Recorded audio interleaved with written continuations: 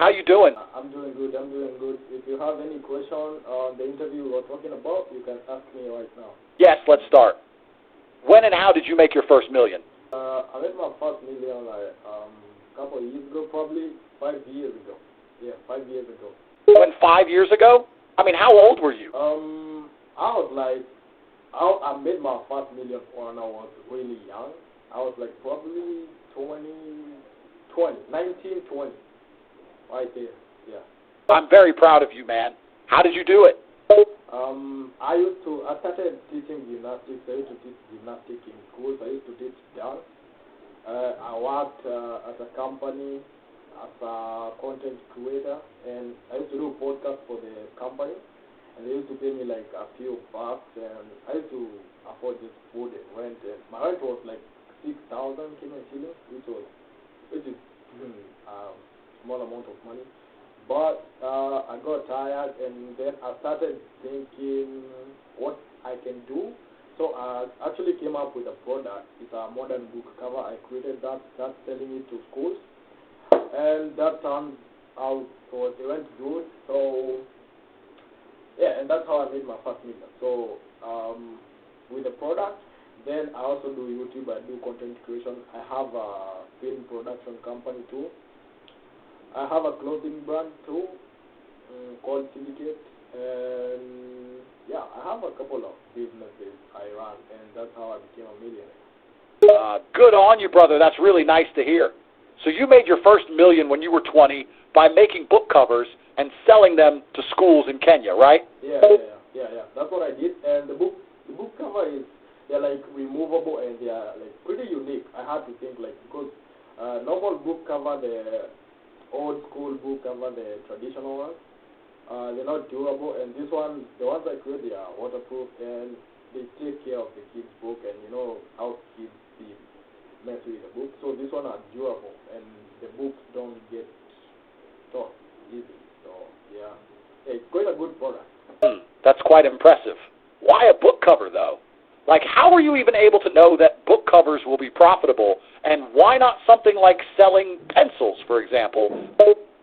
Because I stayed for a minute and thought, what's a unique product that can, and I'll say this, like, a lot of money is where people live expense, right? So creating a product like a book cover, I know it's crazy, but turns out people need that. So like, it's a durable, remember, like normal exercise books here in Kenya, they just have a normal book cover that can easily get torn out, and you know kids are not really that careful. So I decided that I can come up with a unique product like that, and it's going to help the kids, and the parents won't have to replace books every now and then, because once you put that book cover, and it's removable. So once the book is done, and the book is like, the book is already done, like you're not supposed to, if you can just remove the cover, insert a new book, and the cover is still on. Like, you do this one once a year, and you're good. You don't have to replace all the time.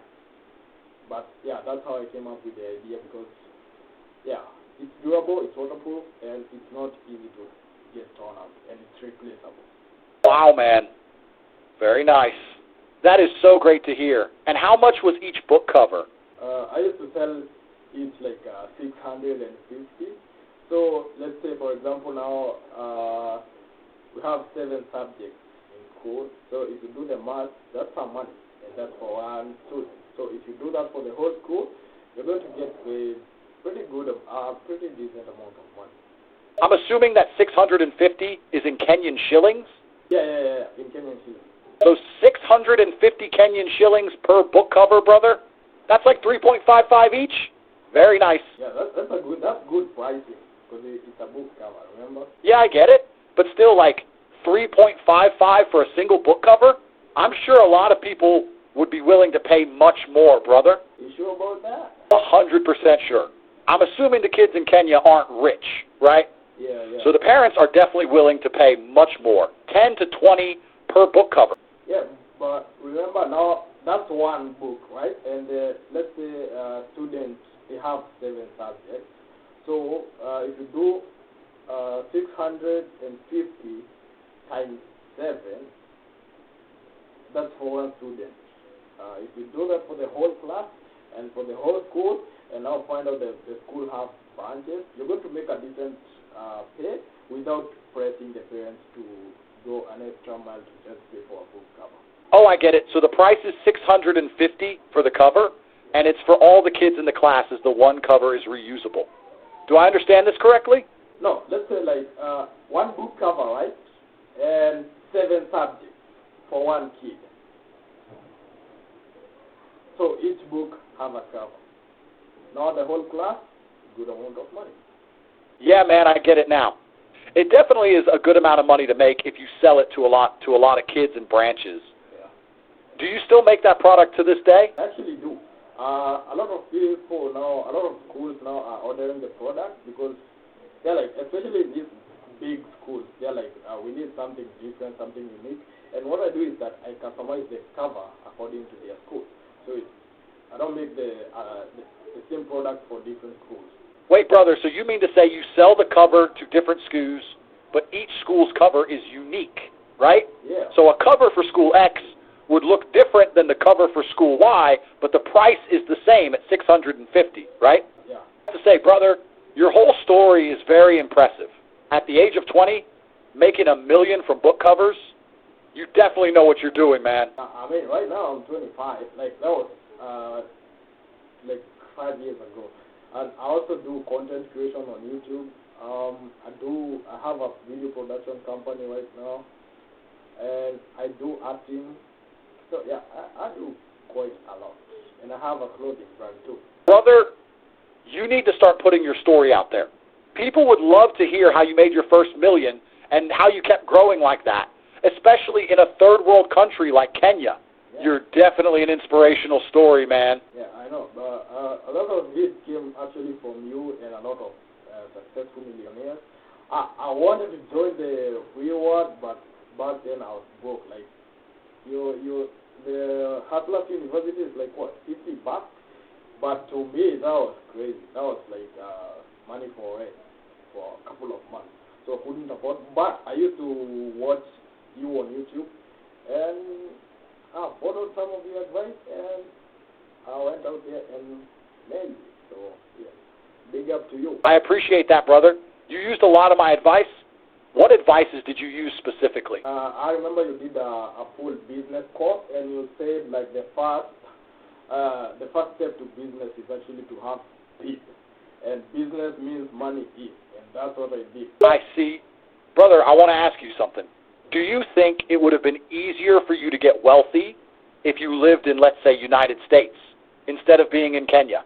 America is already a rich country, after all. Yeah, I would say yes, but on the other side, I don't care where I'm born. In any country, in any planet, I'm going to become rich. That's just me.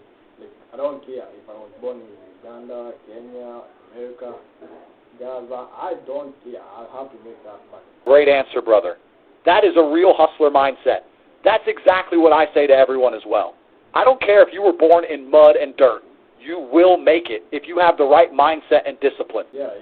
If you have the right mindset, you actually truly gonna make it. There is no shortcut to that. I agree. Brother, may I ask you one more question? Yeah. Go ahead. You can ask as many questions as you want. Since you became a multimillionaire, I assume you must have started spending money on more expensive stuff, right? Funny, because that's not what I actually did. I used to get the money, reinvest back into my business until it got into the point like now I wanted the cars. I just bought a... For example, you must have bought yourself a good home and a nice car and maybe a boat. What are your favorite possessions that you bought after getting rich? It's funny because what I did was actually was reinvesting a lot of my money, almost all of it, in my business to make sure that the business runs smoothly, and just saving a little bit amount of money, but anything else was going back to the business. Until now, I've scaled a couple of businesses, and I know they're doing well, so I know if I spend the money, all the other businesses are going to be running regardless. But I didn't just get money and try and buying stuff, houses. No, that's not what I did, because I remember I was a millionaire, but I was living in a rental apartment, while I was a millionaire. I didn't buy no home, nothing. Wow, man, your self-control is honestly just mind-blowing. You made your first million, and you weren't even spending a penny. You were just reinvesting it all. I wish all my members were half as disciplined as you, brother. Yeah, that's what I was doing. Like, it wasn't all about the car because I knew where I wanted to go. I wanted to get to a place where I can buy as many cars as I want, and I won't feel like let's say where you are right now, you in Twitter. Brother, that's exactly what makes a true hustler and a true millionaire. You were playing the long game, man. You knew you need to reinvest to keep growing and growing, and only after you reached the level you wanted to start spending. Yeah, that's what I did.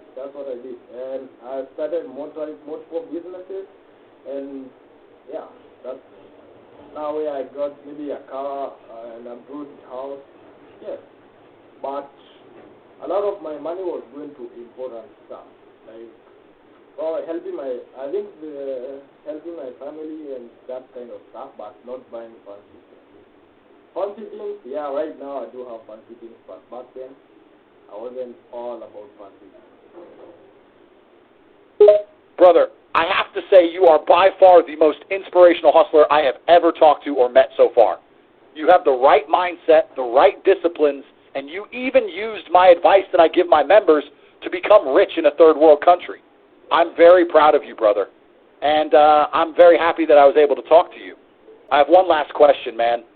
Where do you see yourself in 5 years? What is your goal, man? My goal is to open multiple businesses. I still want to open another business. I want to open a gym that is going to be teaching kids gymnastics and acting and all that kind of stuff. And I want to do a lot, but whatever life brings to the table, we're going to go with that and get the best out of it. So, yeah. This is why I'm so impressed by you, brother. You didn't just make $1 million and retire at the age of 25, like what most people would do and what other millionaires tend to do as well. You are already planning ahead and planning the future, thinking how much more you can grow. You, sir, are a true hustler. Now that is what I like to hear. All right, bro. Thank you for your time. My pleasure, my brother. Take care and stay safe. All right, bro. Safety. And make more covers. You definitely need to take that product worldwide. Every school needs your cover, brother. Right. I'm going to do that. I can't believe I got inspired by a Kenyan guy while I am here at the Bahamas. You're a real hustler. You in the Bahamas? I thought you was in Romania. I'm at my compound, but I do have properties in different countries, yeah. Brother, you definitely have to make that cover of yours famous everywhere. I'm going to be looking for it. I can promise you that. All right, bro. I'm going to do that, bro. Keep growing and don't stop your grind. All right, bro. Safety. You too, brother. Take care.